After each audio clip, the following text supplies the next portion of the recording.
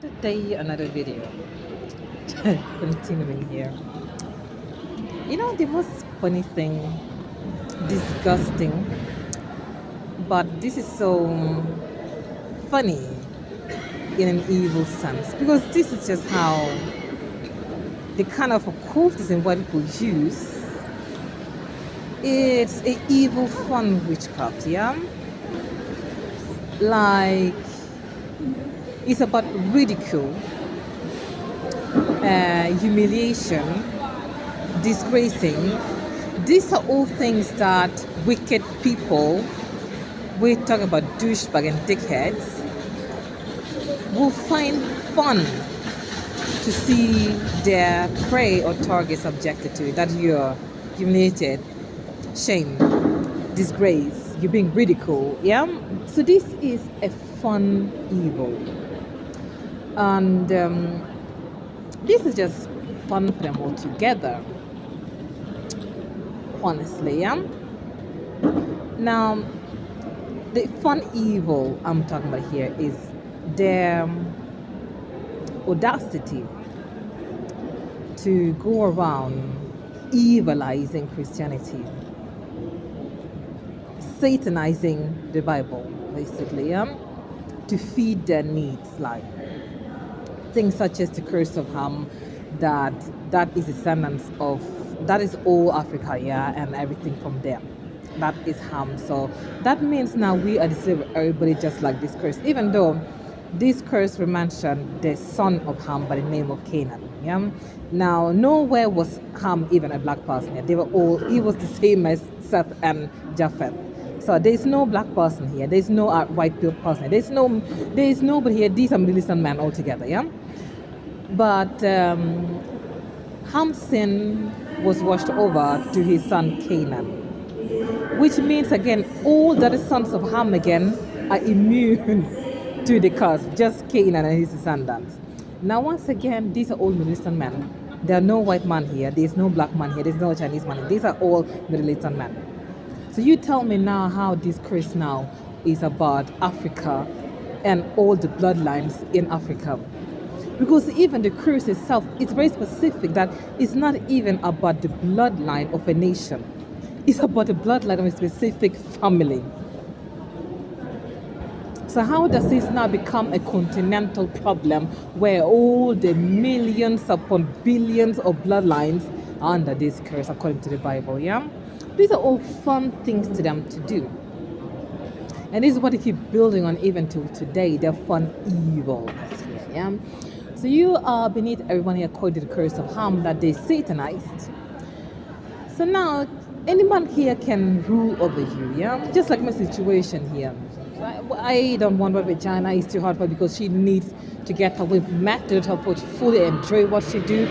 Then the minister woman can also rule over me. Then also the whoever woman can rule over me, because I'm just the slave of everyone here as the daughter of Ham. No, this is white supremacy. And these are the kind of fun evil they are always up to here. The kind of funness here that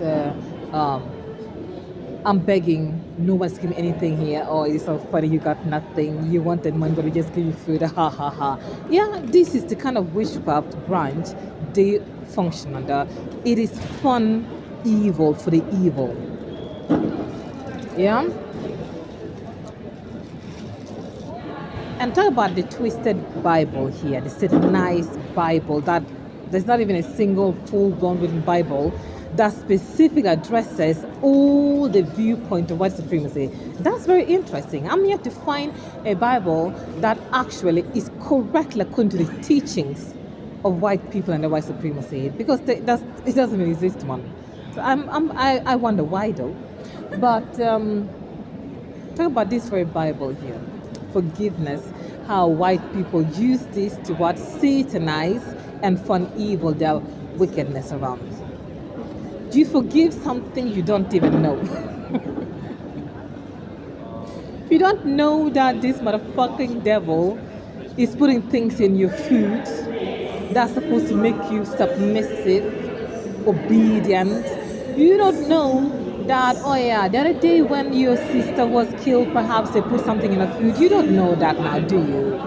So, but here you are, this very same devil master here is telling you, the Bible says forgive, be obedient to your master. Did the Bible say that I have to be obedient to a devil? So when my slave master hands me food, I saw him put poison in this dish. He gave it to me. Slave, the Bible says, obey your master. Or, according to a righteous God of love, he would personally tell you to not accept that food. Yeah? Because this is a God of righteousness. So righteousness and evil and lawfulness cannot coexist because God is not a God of contradiction or confusion. So there's no one the Son under any Bible here that you're supposed to give a devil. You don't even know what they have been doing to you, the full context, number one. Secondly, they themselves never even say they did anything here. Thirdly, they never even took accountability that they have been doing evil to you. And then fourthly, they never ask for your forgiveness. Fifthly, they never say that they regret what they did and they would like to what? Build a better future with you. They never did that. So now, which Christian forgiveness are we talking about here? No, you tell me which Christian forgiveness are we talking about here? Because it's clear to me that this is not a Christian forgiveness. This is an evil forgiveness. One that is just based upon you being a slave to the white devil. Even in your faith. Because these people, the reason why they focus on perfecting this kind of deep, dark, heavy witchcraft on the continent and the people and animals and land is because these continents are very spiritual people. Before white people came there, they were involved in a lot of spirituality here. So white man knew very well that in order for him to get anything done here, he himself have to get to the spiritual world. So of course, they will even twist Christianity to suit the white supremacy. Yeah?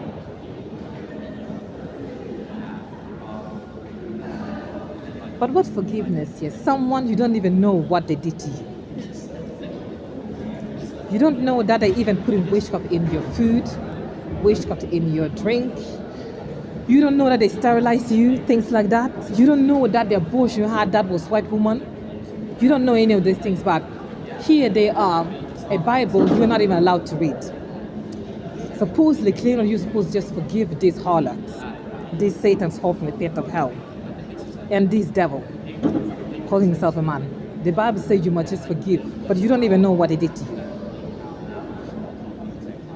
They didn't even say what they did to you. They never confessed on nothing, let alone even acknowledge what they know they cannot hide from you, what they did to you in your face. Even that, they have not said they did anything. They did not even take accountability. They didn't even say they regretted that they themselves acknowledge that what they have done is wrong. They shouldn't have done it, and they're going to stop doing it, and they want from here on to build something new with you. They didn't even do that, so now which forgiveness? Because this Christ's forgiveness is in the very forgiveness of salvation.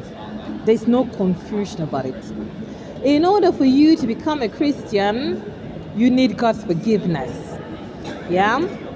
Because you are a sinner. You have lived in sin, which means you are not living under his laws and commands. Now, this does not mean that you have to be in human prison. You need to trespass the laws of the land, be at war with the constitution of any nation here. You are not at peace and in obedience with God's constitution. You are a sinner. This is why you need his forgiveness. In order for you to get this forgiveness, you are the one coming to this God in prayer. You're the one telling him who you are, that you are a stranger, you are a sinner, someone has been trespassing and breaking his laws. You list the things you can remember at that time, because you can't remember everything you're guilty of, yeah? But you, at that point, you know certain things that you can say, I'm guilty of this, how I'm a sinner, yeah? So you go through that process. After you say that, you are sorry. You ask for his forgiveness. You want a new way of life. You accept him as your personal Lord and Savior. Meaning he now is there ruling authority over your life. So from henceforth, a relationship based on him being your boss, your authority, your governor, can be initiated and pursued. This is what Christian forgiveness is about. This is what God requires of the Christians. He already knows everything about you. But in order for him to forgive you, you are the one going to him. He don't come to you saying, you did this, you breaking my law, you're a trespasser, you sin. No, God doesn't do that. You the ones want to realize what Christianity is and you find it attractive. You go to him in prayer. Introduce yourself as someone who is a criminal in his constitution. And you list up what you can remember at that point, what you have trespassed according to your sinfulness. You say you are sorry for these things. You regret them. You're not going to do it again. You want a brand new life. You accept him as your God and ruling authority. Then you get forgiveness and have your name written in the book of life. So you tell me how that this very forgiveness has this foundation. But for somehow when it comes to white man and white woman though, it's just fun. It's just fun evil. Yeah? And do you know that God does forgive everyone? No. Because not everyone are even sorry. That's the thing, not everyone are sorry. Why do you think you have so many hypocrites in churches? Pastors who are faking it. Yeah? So you just saying BS if it's not from your heart and soul, full of with action, there's no forgiveness for you. This is the biblical standard of forgiveness. You tell me now how it's so different, the one that white people focus on abusing here by force. You tell me now. Where they don't even see you. They don't even acknowledge you as an equal human being. You're still beneath them. And it's all about you submitting to them. What kind of forgiveness is this? You have to forgive them. They didn't even say what they did. Let alone even confess the things you don't know they did to you. They didn't even ask for your forgiveness. They didn't even say that it is wrong what they did and they regret it, they're sorry, and they actually want to have something to do with it. No. Just come smile and slap you, and smile again and kick you, smile and loot you. What are you forgiving? No, according to biblical standard, what are you forgiving?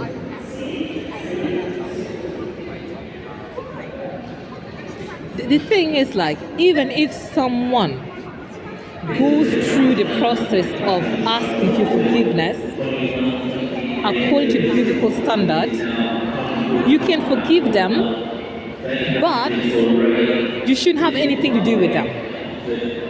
This is supported by God himself. He will back you up on that one, that you don't have to have anything to do with this person.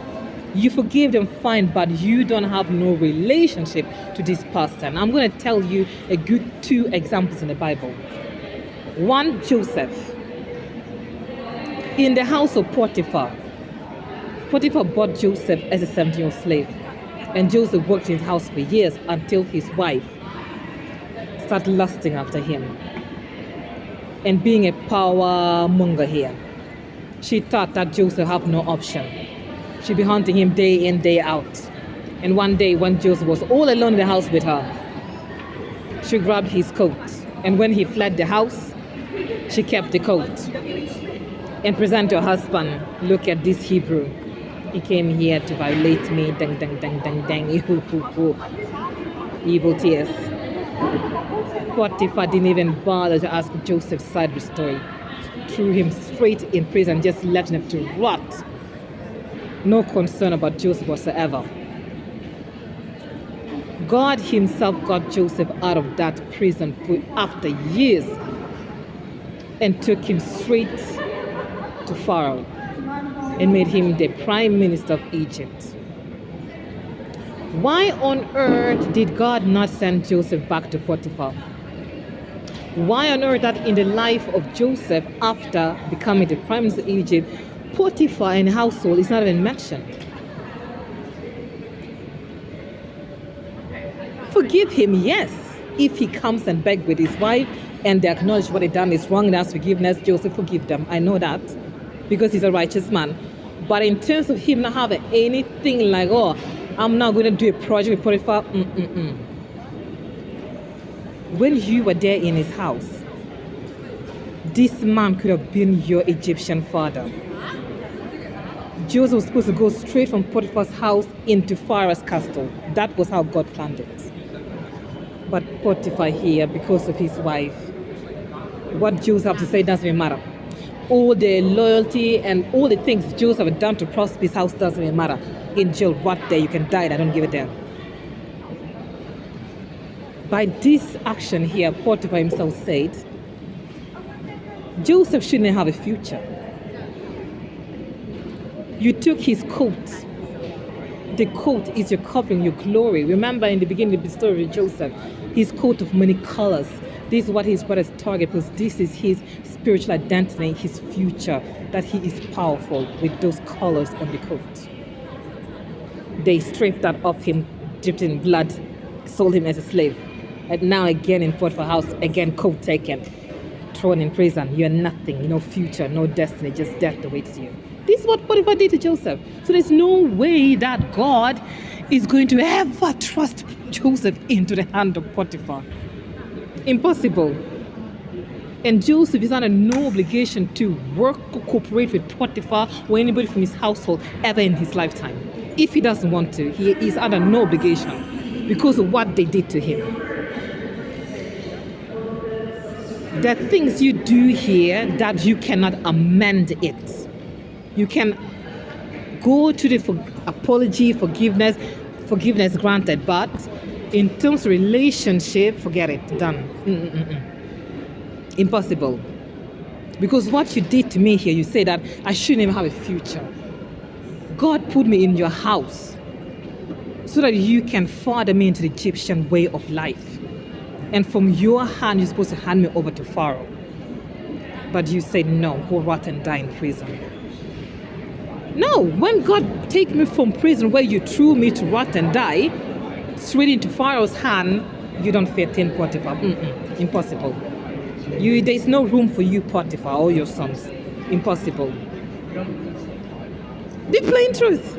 Another one I know of here is the story of David. When he killed Goliath, he took away the power of Palestine. This one, the Philistines kept against him for long term. Someone who can slaughter their hero, the one that has been tormenting Israel forever. Now David took him away. So they've always been like, this David, yeah. And then, once again, when Saul wanted to kill David,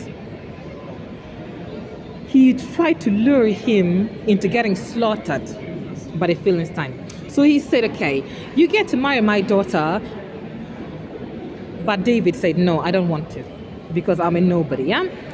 So Saul was like, okay, this fella here needs to work for everything, yeah? So, okay, David, fine. You can become my son-in-law on the condition that you go and get 1,000 Philistine foreskin. That means you have to kill 1,000 Philistine soldiers in order for him to circumcise their, and give it in a big, to Saul. That incident, the Philistine never forgot. And this haunted David again in the future. Many years later, when he was running for his life from Saul, he ran into the land of the Philistines. And there was one commander of the army there who didn't care about that deed. And he recruited David in his army to fight for them. But then the princes of Philistine, they were like, what is this fella doing here? Don't you know what he did to us back in the days? how he collected 1,000 foreskins of a man's penises and presented it to Saul. What makes you think that today he's not just going to set us up and get our heads itself to Saul? Because of that history, it didn't matter how well David got along with the Philistine captain, even how well he fought against Saul for them.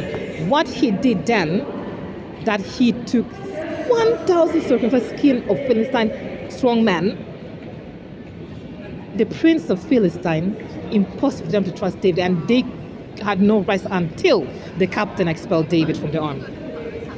Nothing wrong with David here. What he did then is one of those things that, when it is done, it is done. There is no future for us.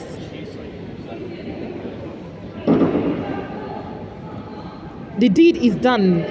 Okay, if you can't forgive and you say, we did fine, I forgive you, but we are not going to be eating dinner every day. If I'm going to start a business, you're not going to be a business partner. No way. If I'm going to build a house, I'm not going to employ your construction company, yeah? But I forgave you though, but I just cannot trust you with my life, my breath, my possessions, affair, and household. I just can't because of what you did.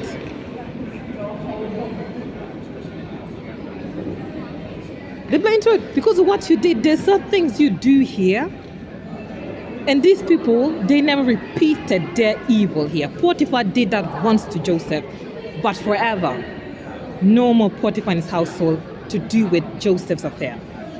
Now these white people, 600 years. In my situation, 1+ years going 2 years.